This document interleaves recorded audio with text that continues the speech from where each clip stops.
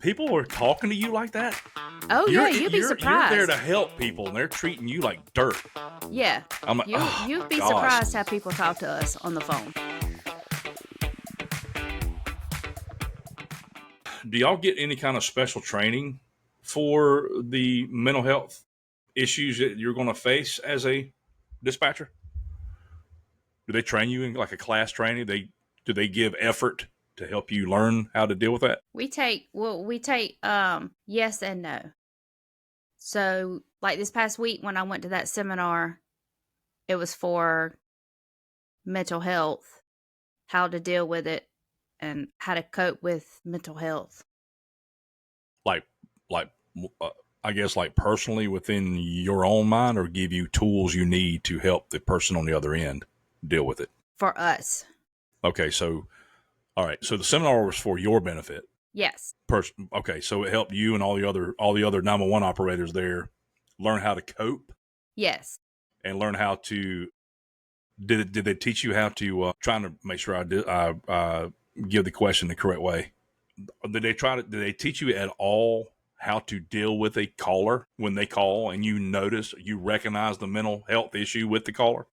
No, because you already know that that person has something going on with them.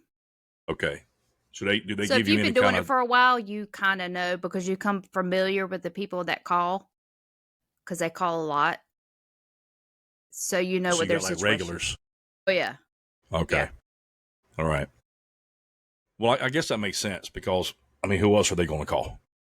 Right. You And know. some of them just want to call just to talk and they'll be on a rampage and then you just sit there and listen to them talk.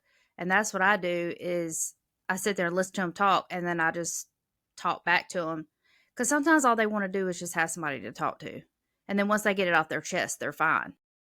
Yeah, because you could be like the only person they've talked to all day, right? Right. Yeah. You know, we deal with that too, and it's not the same subject, but it's kind of the same. We deal with that too at the post office where we're out delivering mail out in the rural areas. People out in the country don't see people all the time, Right. you know, so I might be the only person this person sees all day long. Especially the elderly people. Yeah, the older ones are the ones that they want to talk to you and they want to tell you about their day, and they also want to tell you what to do with your day and how to do this and that, and all you can do is listen. So you guys go through that too, Oh yeah. but on a different level because that's not the same level as I deal with at the post office. Can't be. I mean, they're calling in distress, right? Yes and no. Sometimes, okay, Yeah. And they'll be yeah. calling back to back to back some days. And then some days you don't hear from them. And then, I mean, that could go on for a couple of days. And then all of a sudden they start calling all day long. And then you don't hear from them for a couple of days. And then they'll call all day long. Do you ever get concerned if you don't hear from a certain one? You ever think about them, say, "Hey, I hadn't heard from such and such in a Actually, while." yeah, we do. We're like, oh, we ain't heard from so and so today. And the next thing you know, the phone rings is them. So it's like we Okay. jinx ourselves.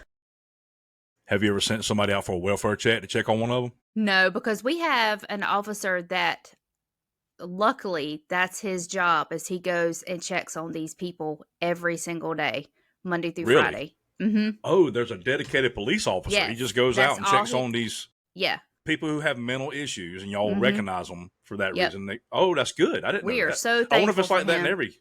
I don't Is know. there? Hmm. So they budget that. Obviously, it's like having a monitor at the high school. You know, an officer is assigned to that position. That's all he does. Yeah, that's it. That's all he does. He's like the Wow. community policeman. Like he does a lot of the community stuff. Mm-hmm. And then he checks on the welfare of the mental health ones and he does like distribution to the mental health ones for like distribution of food. Like he takes some food boxes and stuff. Or if they need any supplies or anything, he just asks them what they want and he'll take it to them. And he's also in charge of the Project Lifesaver for like children with autism or elderly people with dementia. They put these wristbands around their arms. It's like a tracking monitor. And so because we have a lot of the dementia people and the kids with autism, like if they wander out during the middle of the night. and the parent wakes up and the kid's not there. They can track the band to get their coordinates to see where they're at. Oh, wow. Yeah. I did not know they had those. It's like having a life alert, right? Yes. Okay. All right, that's cool. Like I said, I'm intrigued. It's interesting to me that some of the technology they use now Yeah. for folks in distress. You have to deal with mental issues about every day now, yeah? Oh yeah. Every What's your day. what's a common if a mental issue, what's a common call you get from folks like that? What's probably the most common thing they say when they call 911? Well, would you say 911 and then they'll just start? It could be anything. It's just I don't They know don't if they don't anything. They don't have a certain topic or anything that they talk about. They just talk about just start whatever. talking. Yeah. So it's not like a normal call when they have an issue. They Mm-mm. say, "Hey, somebody's doing this," or "This is Yeah. happening over here now," but they don't do that. Yeah, and they just ramble on about all kind of stuff. Yeah, I can't relate to that because I've never had that. I mean, I've had my issues, but I've never been, I guess, mental. I don't know if Yeah. that's a good word to use. That's probably offensive to some people to say that, but I don't know any other way to put it. It's very Challenged, different. maybe? It's very different talking to them because you have to talk to them because if you say certain things to them, they take offense to it very, very easily. So you got to kind of be careful what you say to them. So that's why I just sit there and just let them talk and talk and talk and talk. And then I'll be like, oh, okay, and then I'll try to talk to them. Like if they say something, I was like, oh, well, how's your day been or whatever to try to calm them down because sometimes that's all they want. It's just be calmed down. They just So want somebody to talk to. somebody to talk to. Yeah. Okay, like a pen pal almost. Yeah. Yeah, but they'll call 911 so much, and then we have to tell them, you can't keep calling the 911 line because you can get in trouble for that. So they'll start calling the non-emergency line so it doesn't tie up the 911 line. What is your biggest dread? Because everybody has a dread. I don't care what your position is, where you work. Somebody you might like what you do, love your job, but there's always a hint of a dread going to work. What is it you dread daily? Is there a dread you have daily that you worry about? Is this going to happen today? Oh yeah. Okay. Absolutely. So what is your number one? Unexpected deaths, children getting harmed, fatalities and car wrecks, house fires. I mean, it's just a whole bunch of number of things because you never know what you're going to get. Every day is something different. Every day is something different. Yeah. So those calls where you say like an unexpected death, like a child drown or whatever. Yeah. Or you're Those sitting there having to perform CPR on a small child or an elderly person and, the family's going ballistic in the background and they don't know how to do CPR. So you walk it through them or walk them through it and listening to them cry and scream and, Well, trying walk to me through talk to that. them. Huh? Go ahead. Well, go ahead. Just to walk them through, trying to walk them through the CPR, knowing that they're frantic and they're panicking, and you're trying to not really calm them down, but trying to get them to listen to you. It's hard because they are so panicked they don't know what to do. Well, walk me through that moment. You get that call and you realize that that's the type of call you now have received. Do you get like super focused? Yeah. And So all the emotions you feel as a mother and all that that's not even relevant at that moment. right. I'm guessing that's probably what happens. Is that right? So you can't let that get in the effect. You can't let that affect your job. It's kind of hard to. You have to cut off the other side of the world because you've got to focus on that person to try to help them save this loved one. And you got to walk them like step by step by step because you get them. And some people are so panicked that they don't want to do CPR or they want to do it and they don't know how to do it. So you tell them, okay, well, I'm going to walk you through it. And you tell them step by step of what to do. And they do it. And then they're still panicking and you're still having to coach them on how to do it. No matter how hard it gets, you still have to continue on that path, right? Right. At least until the first responders get there. And then then they pretty much take over everything from that point, right? Yeah. So after a call, after you've been through that emotional, it's not really at that point, am I wrong in saying in that moment, you're not emotional about it. You're focused. That's your job. You're trying to do what you're trained to do, right? So, but what happens when you hang the phone up? Are you able to focus on the next call, or do you need a minute? Sometimes you need a minute depending on what the call is. Like if it depends on how bad the call is. Like if it's, like I said, if it's a small child, that's the ones that really hit you the most. Which is always bad. I mean, I'm sitting here thinking now how I would feel. Sometimes you don't have time to process it. Sometimes right. when you hang up the phone, the next call's coming in. So you don't really have time to process it. And you could be driving home from work and it just hits you. And just all the emotions start flowing. Or you go back and you think, okay, did I do everything right? What could I have done different? Or, if that... Do you question yourself a lot? Sometimes, yeah. So that's... Yeah. I can see that happening. It beats you down. Because you want... The reason people don't become a 911 dispatcher and stay in that position without wanting to help people. Right. We talked about in the first half of the show where you had new employees coming in getting trained and it wasn't what they thought it was and they didn't want to have to deal with what you're talking about. Yeah. That's probably part of the reason why they quit. Because I always say, if you don't get cussed out one time a day, if you don't get a bad call one time a day, if you don't get a frantic call, or what my motto is, if you don't get cussed out at least one time a day, it's been a bad day. Oh yeah, I can imagine y'all get those cussed out no matter what. People are talking to you like that? Oh yeah, you'd be surprised. You're there to help people and they're treating you like dirt. Yeah. I'm like, you'd be surprised how people talk to us on the phone. Especially when they're in if people get a fire and they're screaming and yelling and they're like, get the effing fire department here now. My house is going to burn down. I'm like, they're coming. And they think that by us talking to them and asking them questions is slowing the process down. And it's not. They don't know. You're typing all this out at the same time and they're on the way. Somebody else is toning them out and sending the units to them. Mm-hmm. And they think that we're the one that's doing it. But we're not. I'm asking the questions and somebody else has already toned them out. And we've already got people on the way. And they don't understand that. And so that's why a lot of these calls, you hear people say, stay on the line with me. Don't go anywhere. And then you won't hear anything for a second from the dispatcher. And then the person will say something. Dispatcher keep a banter back and forth between the two. And all the while, all these calls are going out to the service guys. Yeah. Cops, paramedics. But the caller doesn't need to hear that. Right. You're trying to keep them calm and getting information from them that y'all can pass on to the authorities, right? Yeah. So if I'm on the phone with somebody and I'm working the channel that needs to be toned out. So when I press my foot pedal to talk to my units, it kind of mutes me so the caller can't hear what I'm saying.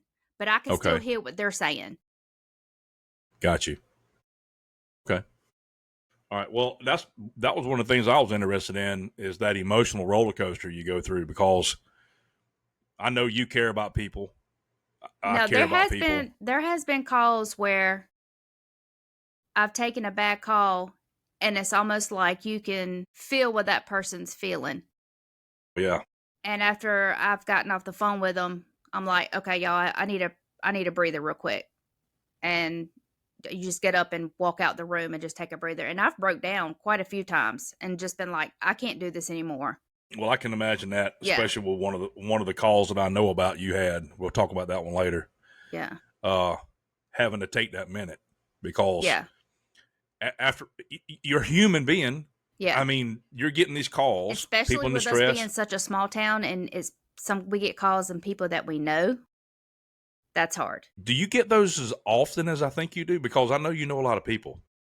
Do you get a lot of calls from people you know? Would you say it's a lot? I don't know what your definition is. I don't get a lot, but I do get it's different things. I haven't gotten like emergency call, but that one right at when I first started.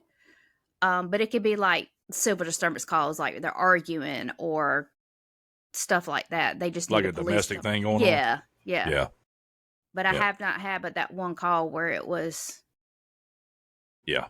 life Like I taking. said, we'll get into that one Yeah. here in a little bit. That you say that about the domestic thing.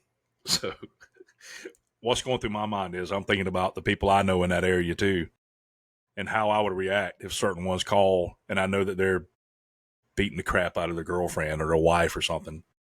And do you keep it in your memory bank to know that that person does that?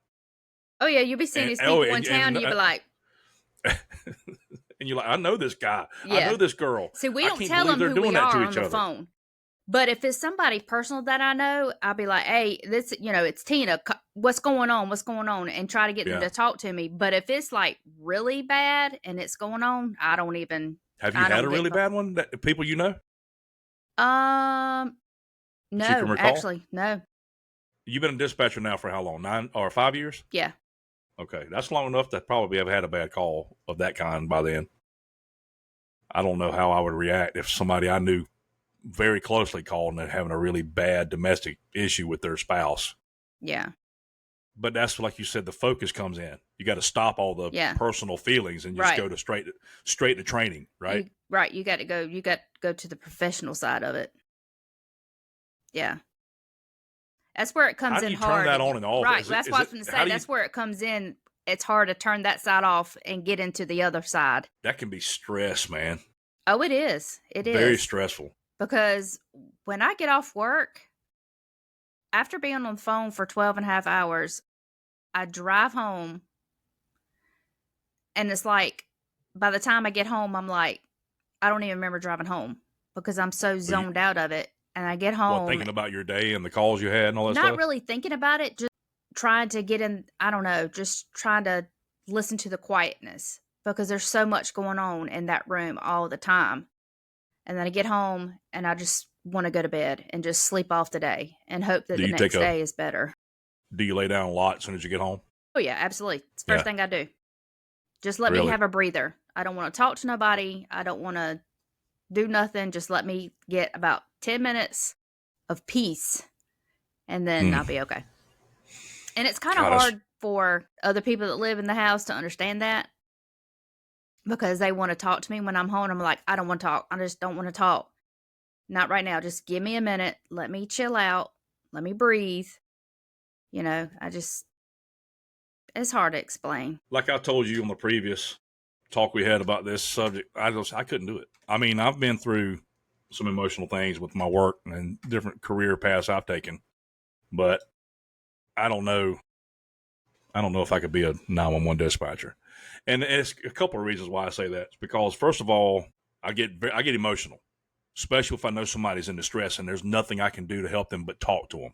Yeah. I mean, I've had a call where a loved one hadn't heard from their family member in a couple of days or something, and they show up at the house and you answer the phone and they're like, I just found my dad passed away in the bed, and they're crying, and then they're just talking to you, and you get emotional too, and the only thing that you can say is, I'm so sorry you're having to go through this, and then that makes you emotional. I get choked up a lot, and some people be like, oh, I got a heart of steel, but no, it tears at your heartstrings listening to what they're sitting there looking at, what they're describing to you, what they're telling you, who the person is, and you're just like, I'm so sorry. I mean, you really don't know what to say to them, but can give your condolences to them, and it's almost awkward, but you try to be there for them because you are the first person that they have called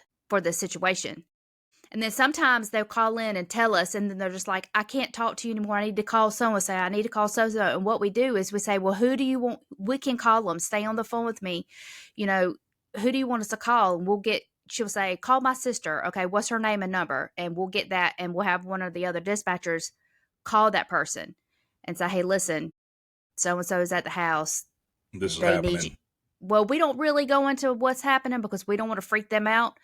We just say, we got the ambulance over there, so-and-so's there, they're wanting you to come over there. because we don't want to freak that person out and be driving 100 miles an hour trying to get over there and get in a wreck and something happens to them. So we just said, listen, there's a situation going on at the house and your sisters need you to come over, or your moms need you to come over. So we did that too. But then sometimes people just like, send the police, click, and hang up. We're like, what the world? So then we have to call them back. And I'm like, what's going on? Oh, I just found my uncle dead in the bed. And you're like, what? You couldn't say that? Why'd you hang up? Right. So I don't. I guess I don't relate to that because I mean, if I walk in and find somebody I love dead or somebody's in my family, my first thing when I call 911 is, "Hey," and I'm probably gonna be crying, and I'm gonna say, of course, I found such and so passed away. I've checked their pulse, they're cold or whatever. I can tell they've been here for a long time. Or if I walk in and they're still warm, I might be a little frantic. Right. Y'all need to get here right now because we Right. might be able to save my uncle or Right. whoever. Yeah. I can imagine that would be pretty interesting. People calling like that and you don't know what. Bring the police, Clay. What the hell? Yeah. Why am I bringing the cops, bro? Right. Well, We gotta have a anytime that there's reason. a death, we have to send the police to that scene. Why? Just to make Because- sure it's not like foul play or something? Yeah. Okay. Yeah. They have to make a report of it. Are the police usually the first ones to show up on that, and then they make a determination? No. So we No. send out EMS and first responders, and then they're the ones that pronounce the body deceased or not. And then they'll tell Gotcha. us, okay, y'all need to contact the coroner to come out here. And then the police usually comes out shortly after they've arrived, and they stay there with the coroner and get all the information and do the report and stuff. Gotcha. Yeah. Okay. Well, like I said, I could take those calls. I know I could do it. It's just, I think it's with me, it'd be the after the day, Yeah. having to cope and deal with the calls. And, it depends on the volume and how bad the day was. Cause I'm sure some days are worse than others, like any job, Yeah. but you're not getting good phone calls. As a No, we're 911 not getting dispatcher. happy. They're not calling you to, Now, they're I not will talking tell to you, you talking about the football game. I will They're tell you a calling- funny one we got yesterday. This little girl called yesterday. She called twice, actually. One of the other dispatchers answered the phone. They were like, 911. And he was like, oh, okay, well, thank you so much. That's nice of you. That's sweet of you. Okay, bye. Have a good day. And he hung up. And he was like, that was some little girl wanting to thank us for what we do. And I was like, well, that was sweet. Really? And then the phone rings again and I answer it. And it was her again. And she said, hey, I just want to thank y'all so much for what y'all do. I just want to thank. And she just kept saying it over and over again. She was like, okay, bye. And hung up. I was like, okay, well, thank you. But we do have people that call sometimes and thank us for what we do. Because some of them's like, I couldn't have done it if you weren't on the phone with me. Especially like if somebody's having to do CPR on somebody, we'll have people call, or sometimes they'll send cards to us, or Oh yeah. like Like a thank you card? Or yeah. You know what I thought about doing? You ever seen a photograph of these like dead deer laying on the side of the road and people tying balloons to their feet? God, I went and bought some. Janae wouldn't let me do it. Get well we've soon. had somebody do that one time before. Janae wouldn't yeah. let me do it. I was so upset. I spent $4 on that damn balloon. Like put like a get well soon balloon on them. We've Yeah, had get that well happen soon. before. Yeah. Happy graduation. Right when you took a drink. Yeah. Happy graduation. I need to keep them in the car because I'm out on the route. I see dead deer all the time. I'm like, you know what? I could be doing TikToks about this. I could just go tie these balloons up to these dead deer, get well soon, Lord happy Jesus. graduation. I mean, I know it's morbid, but I mean, what you going to do? The deer's probably been laying there for a week, dead. The Right. buzzards has already eaten half of his belly out. So anyway, y'all getting a lot of accident calls this time of year? Like car wrecks? Yeah. Oh, yeah. We had a Because bad of one the today. tourism, especially through South Carolina where people are going back and forth to Well, the beach on I-20 because y'all have to deal with a lot of stuff on I-20, right? We do, but we don't handle the wrecks. Like we'll send EMS and fire out there to it, but we give the information over to Highway Patrol and they work the wrecks. Okay. Yeah. Yeah, I noticed at Highway Patrol, they got like a central dispatch. Yeah, there's one in And they're- Blakewood. They're all over. There's different And there's one in headquarters around the Lawrence. state. because I can turn my scanner on, and a lot of times I'll lock out the troopers because I hear them down in Georgetown. I'm like, I don't want to know what's going on in Georgetown and Myrtle Beach. I don't care about that because it's too Yeah. far away from home. I want to know what's going on local, so I'll lock them out so I can just hear my local sheriff and city police and all that stuff. Well, a lot of what a good thing is a lot of the dispatchers, a lot of the troopers around here will scan our police channels, so they'll hear like if they know there's a wreck in the county, so they'll come across our channel and say I'll be en route to that wreck, and they'll let us know who they are because they know because they're gonna have to respond to it anyway. Right. Okay. Yeah. That's good. Getting ahead of it. Yeah. You got any stories on your mind that you'd like to tell people that kind of stick out, something you remember all the time that you like to say that I haven't heard yet? As Any in kind of story? Anything that you keep recalling, like you say, I can't get it out of my mind. I do have this one call that I took. It was a 911 call, and one of the other dispatchers answered it, but they couldn't hear nothing, and the line was breaking up. So they hung up. 911 calls again. I answered it. You couldn't hear nothing. The line's breaking up. So we hang up. And they called back like 4 or 5 times. And the last time they called, I answered it. And it was pinging right outside of our county into another county. And she was crying. And I was just trying to talk to her and get her attention. And she was just sobbing and just She wasn't saying much. She's just crying. No, right. And she was just like, I don't want to live no more. And when you hear people talk about stuff like that, you don't really know what to say to them because you don't want them to think you don't care. So usually we just like, okay, what's going on? Tell me what's going on. And sometimes they say, I don't want to talk about it. And you're like, okay, well, you don't have to talk about it. What can I do for you? What do you need some help? Do you need somebody you want me to call? Well, she was just in a bad place in her life. She was 24 years old and was just going through a bunch of stuff and just crying and sobbing, and it was very sad to hear. She just basically she needed someone to talk to, or she didn't know where to go. She was reaching out, maybe. I think so, but she was. Did she have contemplations about hurting herself in her mind? Probably. Oh yeah. Yeah. But she was screaming so loud, and it was like ear pinching, and you could just feel her pain. And you have to ask them, do you have any weapons? She was in her car, and she was parked. I could see exactly where she was at. She was parked at the edge of the woods in her car, and I kind of got her calmed down a little bit, and then she would just piercing screaming at the top of her lungs how she didn't want to live no more. And I'm sitting here just listening to this, and I'm trying to talk her down and just trying to calm her down. And we told our deputies where she was at, but since it was out of our county, we had to call the other county that she was in to get them out there to get her. And I was on the phone with her a good 30 minutes, almost 45 minutes, just trying to talk to her. And she would calm down, and then she would scream and just cry and just wail, and she'd calm down, and then she was just repeating. And finally, I hear a man's voice on the other end of the line, and he was like, "Hey, he said his name or whatever. Well, it was one of the other county's police officer. Oh, so they showed up. Okay. They finally showed up and found her. And she had me on speakerphone. And I said, "Hey, this is 911. I've been on the phone with her." He was like, "Hey, I've got her. She's good. We're going to get her some help." I said, "Okay." And I told him, and then he took the phone from her, and I heard him say, "Okay, hand me that."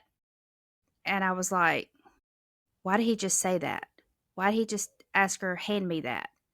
Because I had already asked her if she had any weapons or anything, and she told me no. And he got on the phone, and I told him, I said, "Will you please call me after everything settles and let me know how she is. And he said, I most certainly will. I said, okay. So I hung up and I just sat there for a minute, and it was just, I can't really describe how the call was because it was just so horrifying and so real life. I told them, I was like, y'all, I need a break. I need a breather. And I walked out of dispatch and walked in the hallway and just stood against the wall and just slid down the wall and just sat there and just cried and cried and cried. And my boss was like, are you okay? I was like, no, I'm not okay. I cannot do this anymore. I can't sit here and listen to these people like this anymore. And she was like, do you need to go home? And I was like, no, I'm not going to go home or whatever. But later that night when I got home, it just bothered me because the thing about these calls are we don't never know what the ending of the call ends up. We don't know the outcome. And that's what bothers me a lot. Well, And it like, bothers, especially if it's like another county you had to call on and go take care well, of not it, only right? their county, but our county too, because we don't know how things end up. We don't know if we get a person that's OD'd. We don't know if they've lived or if they passed away. People that get in car wrecks and they're seriously injured and we have to fly them out. We don't know if they've lived or if they've passed away. I mean, incidents with children, you know, we don't know the outcome of whatever happened. And that bothers me a lot too. Well, sure it does, because you want to know. I mean, you took the Yeah. call. Yeah. You talked to this girl for a while, listened to her screams and all upset and all that stuff. Of course, you want to know the outcome. But this is when I finally realized what the true meaning of PTSD is because after I took that call that night when I was at home, I was dead asleep. And I woke up and sat straight up in the bed at 3:00 in the morning and could hear her screaming in my head. And that's what woke me up. And I could just hear her, just playing over and over and over in my head. And I could just hear it, just her screaming and her sobbing, crying. And when I got to work that morning, I literally had a panic attack. And I told them, I was like, y'all, I don't know if I can answer any phone calls today. Because this is still fresh on your mind in the morning. Yeah, this is the next day. I had to go to work the next day. I was like, I don't know if I could do it. I don't know if I can answer another phone call like that because that really wore me. And I had taken hundreds of calls almost just like that. But this one call, I don't know what made it so different, but it just, and still to this day, I wonder whatever happened to her. No, did she sound familiar to you at all? No, she wasn't from our county. She was from another county. Well, maybe the things she was saying may have sounded familiar. Did you relate to her, like empathize with what she was going through? Yeah. And I think that's what bothered me. So the next day I went and told my boss, I was like, listen, I just don't know if I could do this anymore. And I sat down in the office. How many times you went through that right there where you just want to give it up? I'm done. Because of stuff like that. A couple of times. Yeah. But this one really was the worst one. But I told... Well, since you're on the subject of talking about the bad ones. Yeah. Yeah. Let's talk about the bad one. Don't want to say no names, though. I won't. Okay. Somebody you and I both know. I went to, it was a dude, a guy that we were familiar with. I had some private moments with this individual, with some girls I dated, with a girl I dated, a different girl, not my wife, but a different girl I dated in high school. So I got to know him pretty good. That's about our extent. I mean, we had a great time together. Good dude. Solid guy. Got married to someone I'm related to. I was with this person for a long time. And of course, we know he had PTSD. And I think it had to do with, wasn't his military? Didn't he have a military background, probably? I lost contact with him after we graduated high school, and I didn't come back in contact with him until years later, because I happened to be at Quaker State one night for bike night, and I'm standing out there listening to the band, and I hear this voice across from me scream my name, like, Tina! And I turn around, and I see this guy with this Yeah, with this long beard. Well, he and had a huge beard. I'm just like Yeah. looking at him like, do I know you? And he's like, Tina, it's me. And he said his name, and I was like, oh my God. Well, I ended up seeing him every Wednesday night because that was when bike night was every Wednesday night, you know, and we would talk and chit chat back and forth, you know, on Facebook or whatever. And when I would see him on Wednesday nights, and then he was going through a very bad breakup, which I had no idea about. I found this out after the fact.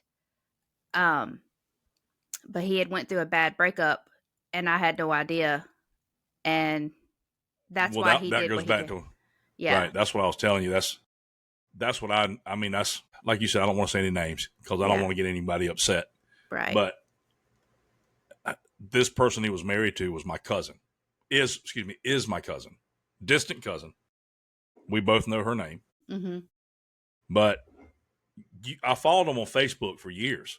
I didn't even know they had gotten I did together. too. And, right. Yeah. So because I mean, she was part of She was part of our friend group. I mean, I grew yeah. up with Oh her. well, she was We yes, played, 100%. you know, Well, I loved her. yeah. I hung out with her and her brother and stuff growing up and all We that. played I mean, sports together for years and years and years and years. I still love her. She's family. I don't know what her and he went through. That's got nothing to do with what I'm saying. What I'm saying is I like them both. Yeah. And to hear you when you call me and you told me about that call, did you You know, take you was the call? one of the first people that I called after that happened. I got off the phone and walked outside and was sitting in the middle of the parking lot I remember hearing you calling you because you were sobbing very and upset. crying. Oh yeah. Oh yeah. I was like, "What in the hell's going on?" And then Yeah. you told me what it was. Yeah. And I have thought. I'm gonna tell you something. I've thought about that. I can't tell you how many times Yeah. since I learned about it. I didn't. We're probably worried more about you and your mental state with it because Yeah. I couldn't imagine. Did you take? I mean, I don't remember. Walk me through it. Did you take the initial call? Did you talk to him at all on the phone? Yeah.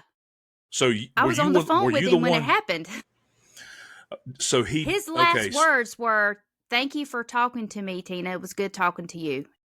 And then I heard it. So, all right. Just so everybody gets a little context as to what we're talking about. A friend of ours from high school unalived himself. Yes. And he did it on the phone with Tina. Yes. As his 911 dispatcher. Yes. So imagine someone you know calling you. But that wasn't the initial call, though. That's not why he called. Was it what? Okay, I don't want to interrupt you, but I want to see if I'm right. Just see if my mind remembers this because it's been years ago. Oh yeah, yeah. Was it to tell you that, hey, we need the police over here because there's a dead body in my yard? Yes. So that to me, after all that happened, that to me made me think that he did that because he didn't want somebody else to find him. He wanted it to be cops to find him. Right. He wanted it. He wanted the police to be there when he did it, or at least find him immediately after. Right. Wow. But he did it time. He did it time they showed on scene though, with me on the phone. Could you imagine? I mean, I can't imagine you even hearing it on the phone, but could you imagine those guys standing there and watching him? I was working the channel. I was working their channel that night, and I could hear the officers in my ear, and then him on the phone. I know that upset them guys. Had to bad. Oh, it was not good. It wasn't good. Mm. Are those deputies still working with y'all? Yeah. Okay. Yeah. I don't know if that'll make me stronger or make me. That would probably make me more hard ass. I have asked one of them one time how they deal with and cope with that kind of stuff because they see it a lot more than you think, especially with dead bodies. Like if they have to go to a house and a person's been deceased in their house for a while, and they have to go in there and see that kind of stuff because they have to take pictures and they have to write reports about it. Oh, and I always, not always, but the ones that I talk to and that I know, just from working with them for so long, after they get off of that call, I always text them and be like, "Hey, are you okay? How are you doing?" I always check up on them because, I mean, if that was me, I'd want somebody to check up on me. Well, and y'all work together too, so that because you work together daily, so that'll concern you. Yeah. Yeah. I'm always been concerned about my coworkers it just doesn't bother any. Sometimes it doesn't bother some of them because they're just so used to it. It just like they're like numb. It doesn't. You know, I was watching a detective show, and it goes to your point. This guy's old dude, he's a retired detective, and he tells his stories on YouTube about murder investigations, missing kids, and serial killers, and all kind of things. And he just talked like, you see my face now, right? And he's like, yeah, well, and he just talks like that, like it's nonchalant to him. Yeah. And I'm like, Yeah. dude, if I walked into a house and I saw a family of 3 laying bloodied up, cut and mangled pieces Yeah. on the floor, I would be going nuts. Yeah. Couple of reasons why. First of all, I'd be upset for the family. I'd be upset for the victims, but I'd want to find that son of a bitch. Yeah. Because it makes you want to be a vigilante. It makes me want to be a vigilante anyway. So I couldn't be a police officer either. I mean, I could. I could be a cop. I wouldn't be a very good one because I wouldn't do the things that we're supposed to do. I'd do the things I wanted to do. I think that goes along with every cop, but you got to keep it to a certain extent. Right. Just like sometimes I want to just tell that person on the other end of the line how I feel about them for them cussing at me. I just want to cuss them back, but yeah, can't do that. And that's the whole thing that the general public don't really think about, especially 911 dispatchers. Y'all hear it all. Oh, yeah. Everything. All the bad, all the good, all the whatever lies, you can think of. Because all they'll call us and they'll be just going on and on about a story. They tell us one side of the story, and then the cops show up and they tell the cops a whole different story. And then they'll come and ask us. The officers will come in after they've left there and come and ask us. And I'm like, that's not what they told me. They didn't tell me that. They just changed their whole story. Covering something up or not wanting to get in trouble for something or whatever. Another thing is before I started this job, I was so gullible and believed everything that everybody said.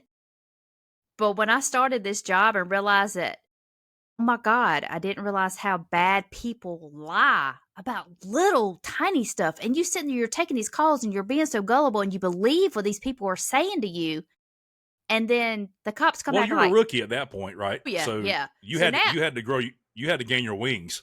Yeah. So I'm yeah. So now when you take these calls, you're just like, okay, okay, yeah, right, I've heard this before, right? So you just take it all in, and but when it comes to being a 911 operator, you have to be ready. You have to be ready for 911.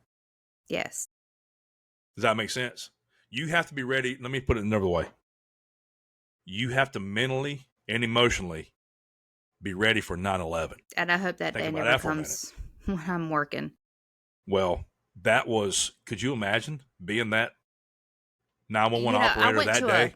I went to a conference a couple of years ago, and when they had the Sandy Hook shooting at the school. Mm-hmm. Mm-hmm. I remember Sandy Hook. One of the dispatchers came and spoke to us.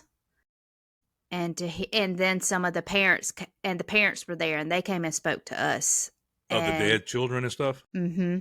And was telling me about their story. But when she was actually the supervisor on shift that night or that day when that happened. She's actually the one that made the Sandy Hook ducks. Oh, is that a Sandy Hook duck? I've never seen one. Yeah. So she is the only one that has these. And she gave all of us one that attended the conference. But to hear her story, it was just, and she said that the dispatchers that worked that day, they're no longer dispatchers. Oh my God. Yeah. Because of what that day? It paid a toll on them. Yes. And now she goes around and does speeches, and she, comes and talks to us at conferences. That's how she makes her living now, is going around telling people what happened. Yeah. There's nothing wrong with that, because the world needs to know. Right. Who else better to say it than the people who were there? Right. And I don't know what the chance is of you receiving a call like Sandy Hook or 9/11 or whatever, but I know it's slim. So I don't ever want to have to experience that. Right. I think if that ever happened, I could never do this job again. I think it would affect me too bad. Because not only would we have to experience it, we would hear about it forever. As long as you're in the job. Stop. no, you would just constantly, and it would constantly be playing over in your memory over and over again. Even And after you left or yeah, moved on with your yeah, life, it will still be there yeah, all the time. yeah. Yeah. I just don't So know if I don't know. I'm not gonna say I don't think I could. I don't know. I don't know how I would do that. I don't Because either. the reason why I took this job, so I did hair for 27 years. Like I said earlier, the kids are getting older. I was a single mom. I had to think about my future. I was like, I've been doing hair for 27 years. I don't have any retirement. I don't, I need to get good benefits for my kids. So, Yeah, because being a hairdresser, you're more or less a contractor, right? yeah, You have to rent you your work booth. on your own. Right. Yeah, you have to pay your own taxes and stuff too, right? Yeah. You do all that. So, It's like being yeah. was it I-9 or whatever it is? Yeah. Okay. 1099. 1099. That's it. Yeah. Yeah. So that's when I went to nursing school, got into the field, did that, and I did not like it. I kind of knew what to expect, but it's different when you get out into the field. So I was like, well, I can still go to 911 and still use my nursing skills with that. Mm-hmm. So that was why I went into it. But And that's state benefits, right? Or is it local county benefits? County. Okay. Still good. Yeah. Benefits are good. Yeah. Well, and you get to put into a retirement fund. So, well, they got like 401k. They probably got, what else do they have for 911 operators? Just 401k and retirement. Insurance. And you get life insurance and health benefit insurance and all that stuff through the county too. Yes. Do you pay into life insurance every paycheck? Yes. Okay. So you're good. All right. And we get paid leave and annual and all that. Well, you got that personality to be a 911 operator. Yes and no. Depends on the day. Ain't no. It's on the day. It doesn't matter how good you are at the job. You're always going to have that emotion. It's never going to go away. No, it's not. Somebody who cares about life and people, they're always going to have that. It's not going to, I don't care how hard you think you are. Sorry. Somebody calls with a school shooting and 10 kids are laying there, bullet holes. I'm sorry. I will be in the moment during the call, but as soon as that call's over, I'm going to be a human being. 100%. Yeah. Yeah. And if you're not, then you're not real. I mean, I couldn't imagine how the phones would be because if there's a wreck on the interstate, the phones are ringing off the hook. So I couldn't imagine all the calls that would be swarming in from something like that. That would be unbelievable. It would be. There's no way. Overwhelming for everybody. Yeah. Yeah. Yep. It'd be no way that every phone call would be answered. Well, let's hope that never happens to you. I hope not. I hope, I mean, we've had some pretty horrific things happen in South Carolina, but like with the shooting down in Charleston. Oh, where yeah. the guy went to church and killed all them folks. When I went to a conference, that same conference we had a person speak about that too. One of the dispatchers about that. That's hard. That's got to be hard. I mean, parishioners are just going to church. Yeah. That's all they were doing. Yep. So, but when it comes to 911 dispatcher, what's your recommendation to people who might want to be one? Be ready. Because you never know what you're going to get. Be prepared. Yeah. And also. And every day is different. Every day is not the same. So if you want a job that's going to be challenging and different and you don't want to have to go to work and do the same thing over and over and over again, this is definitely one of those jobs that you're not going to repeat yourself every day. Every call is I mean, different. even though you're answering the phone, every call is different. Every single one of them is different. Yep. Well, the exception of your mentally challenged ones who call you all the time. But you have your good days. I mean, you have your good days and you have your bad days. And there's days where you just break down and don't want to talk to nobody because you don't want to have to explain what you had went through that day. Because I feel like if I tell you what happened at work, you're not going to get it because you weren't there and you didn't experience it. You're just like, oh, well, that happened. Well, yeah. And you can't really go into great detail. So why even tell you what happened? Right. I don't know. Maybe I need to see a therapist. Do you ever come home and talk to Brian about stuff? No. No. Are you just not interested? You're just not interested to say anything to him, or No, he asks me every day when I come home, how's work? And I'm just like, work's work. you don't want to talk about it? Mm-mm. Yeah, I got Because you. it's not that I don't want to, but I feel like if I talk about it, he just don't get it because I'm not saying that he doesn't get it. He wasn't there. He doesn't understand it on your level. Is what Right. you're saying? Right. Because you were there. Right. Nothing wrong with that. He's just trying to be a good husband and want you to talk about your day. But he may not understand what you're saying, like you said. Janae does. I had that with her when she worked for Apple. I mean, she had some traumatic crap happen to her, the way guys talk to her, and Yeah. the way that, especially, like, she might have a Karen call her, and it's not like 911 dispatcher. She's not dealing with traumatic Karens. stuff. We got Karens. But these people would call, and I'll just hit it real quick. These people would call with a problem with their Apple product. They're calling her to help fix it, and then they're telling her how to do her job. Right. That bothered her. She did not like. I mean, she's trained. But to they help do the same fix thing to your problem. us. Yeah, Yeah. I'm sure they do. Yeah, yeah. And but that would be. She has some pretty traumatic stuff happen to her on the phone with people like that. She's like, I'm answering these calls to help these people, and she really wants to help them. You know, she's got that personality. I've known her since she was. I've known her since she was 14. Tina, you're old. and all right, I'm hanging up this damn podcast. There's some bullshit. Where's the off button at? Hold up. Damn, I can't find it. Anyway, she has, even since she was a young teenager, I've known her to be that caring person. type. Yeah. Yes. She wants the best for everybody. Oh my God. Even for the worst people. Yeah. You know, she is just, she's amazing. I can't, yeah, there's no other word for her. I agree.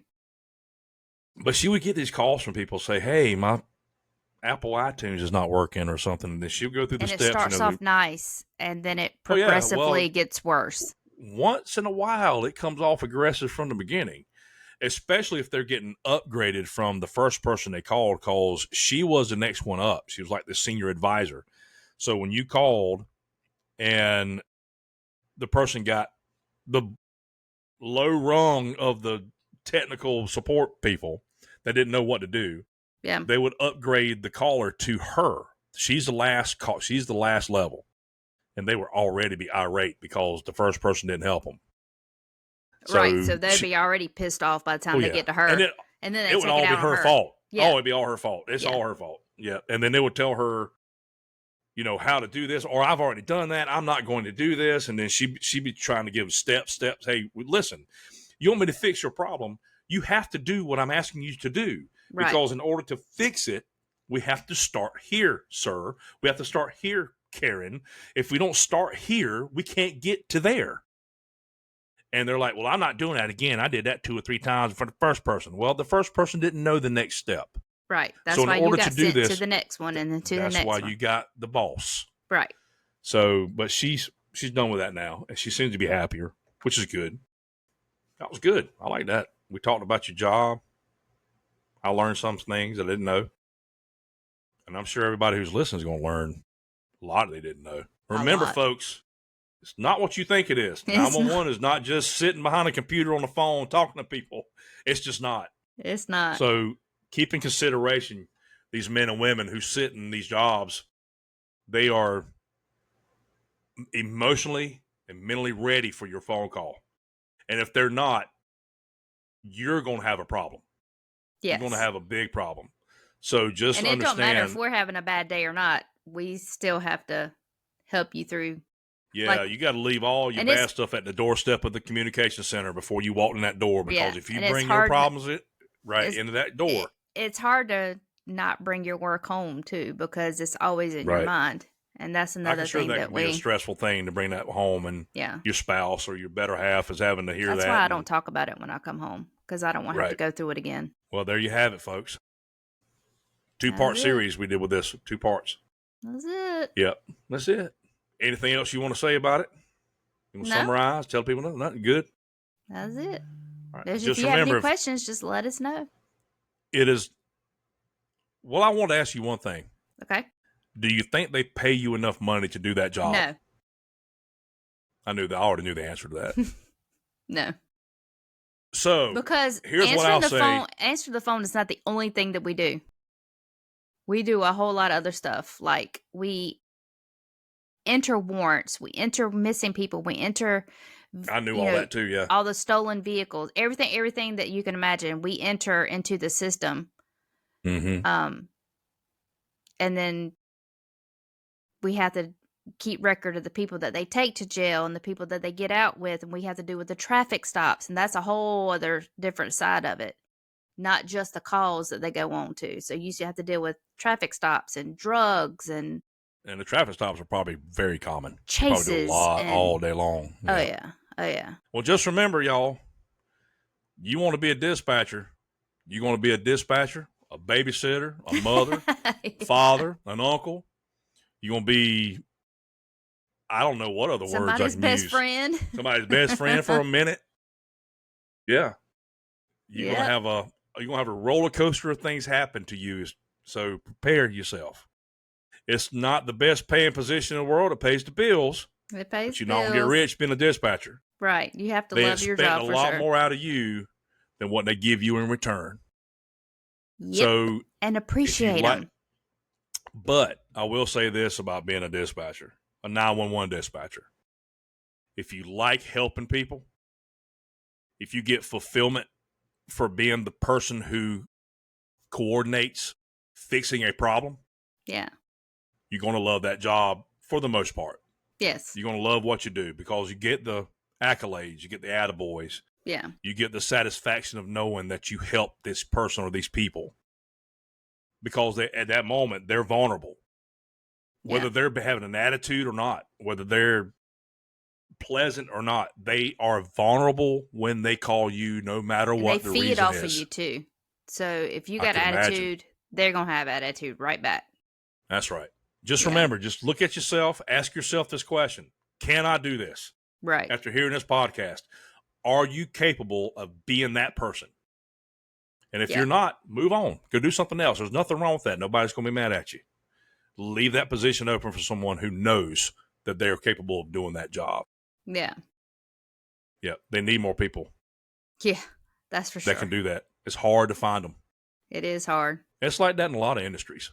But 911, it takes a special person to keep that momentum up. Absolutely. Special person. Not me. Don't ask me to do it. Hell no. You could do it. Y'all, somebody be calling 911 after I got over there where they are. Y'all have to lock my ass up. You be wanting to go out there and help them. I better snatch somebody's ass up for beating some kid or something. Right. I don't want to hurt them. Yeah. No. Mm-mm. Mm-mm. Mm-hmm. I don't want to be in an orange jumpsuit. I'm good. Orange don't look good on me, so. Mm-mm. Yeah. All right. So I'm going to say this. Thanks everybody for watching and listening. Next topic, we don't know yet. We just go by the fly. We'll figure it out. We'll figure something out. Follow us. Give us a comment if you want us to answer questions about something. We'll do our best to answer them. But Give until us some next ideas. time. Shoot some ideas out there to us to let us know what you want to We can talk about anything. Anything. Yeah. All right, but until next time, social media world. See ya. Later. So we want to thank all of y'all for tuning in to our crazy, chaotic podcast. We have so much in store for y'all. Be sure to hit that like and subscribe button. Also, if you have any questions about anything that we've talked about today, leave them in the comments. And until next time, bye y'all.